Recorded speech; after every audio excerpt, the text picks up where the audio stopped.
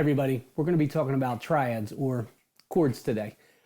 Basically, they mean the same thing. They are the same thing. The triad is basically a three-note chord, so three notes put together to create harmony or a chord. A lot of chords get way more complicated than three notes, but that's all we're going to be discussing today because it's the foundation of chords. So triads.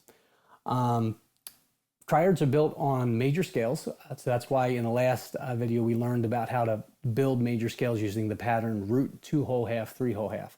Basically meaning we start on a starting note or a root note, we go up two whole steps and then a half step, three whole steps and then a half step, and that creates the major scale. Also in this video we're going to be staying in the key of C just to keep things easy to understand and easy to see on the keyboard that pops up on the screen. But everything we're talking about applies to every single scale or basically every single chord triad that you would want to build. You would just take it to whatever other starting note of the chord you want. Let's say you want to build a G chord, then you would start on a G and use the same things we're going to be talking about. If you want to build a B flat chord, you would start on a B flat and use the same principles. But we're going to stay in the key of C just because it's easy to see on the keyboard. All right, so let's just review what that C scale was. It was C, our starting root note. Our first whole step took us to D. Our second whole step took us to E. Then our half step took us to F. Then the next whole step took us to G. The one after that took us to A. The last whole step took us to B. And then the last half step took us to C. An octave higher, basically. Along with giving them letter names, we also give them numbers. And the numbers are just positions in the scale.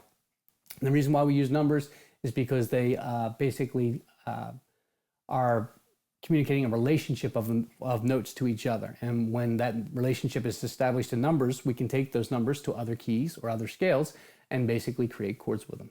So the basic relationship of, let's say, from C to D would be considered a second, or C to E would be considered a third, and just right up and up the scale. From C to G would be considered a fifth. Those are the ones we're actually going to take today to build a basic triad. We would take the first, third, and fifth note of a major scale. Those notes create what's called a basic chord or triad.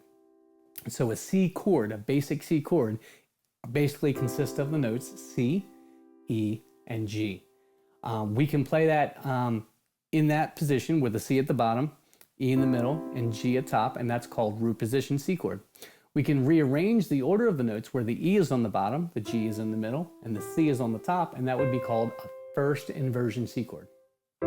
We could also rearrange them again to put the G on the bottom, the C in the middle, and the E on the top, and that's what's called a second inversion C chord.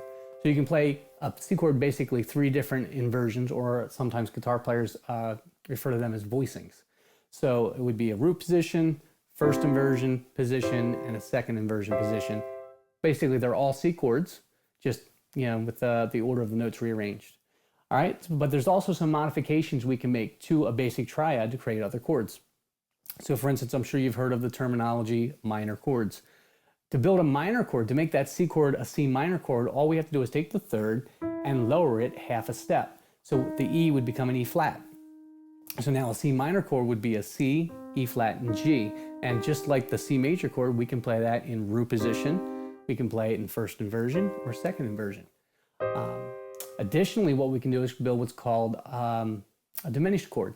And the rule for that is we basically take the third and the fifth together and lower them half a step. So the E would become an E flat again, just like the minor chord, but the G would become a G flat. So now a C diminished chord looks like this. It's a C, an E flat, and a G flat. And just like the other two, we can play it in root position, we can play it in first inversion, and we can play it in second inversion. Lastly, we can build what's called augmented triads. And the only rule for that is we take the fifth and raise it half a step.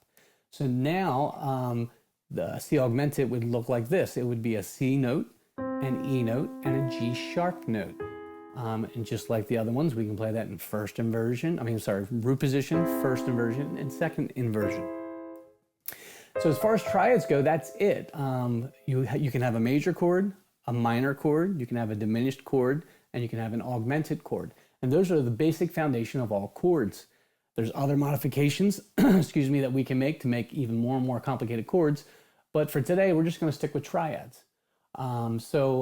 This is basically a way to hack any chord that you come across you've never learned how to play. You first map out the major scale, then you find the first, third, and fifth note of that scale to make your major chord. And then you use the modifications. You lower the third to make it minor, you lower the third and the fifth to make it diminished, or you can raise the fifth by itself and create an augmented chord. I hope that helps you. Next time we get together, we'll probably be talking about other modifications such as seconds, fourths, sixths, sevenths, ninths, 13ths. Sounds really complicated, but it's not really that hard at all once you know how to build. Have a great one.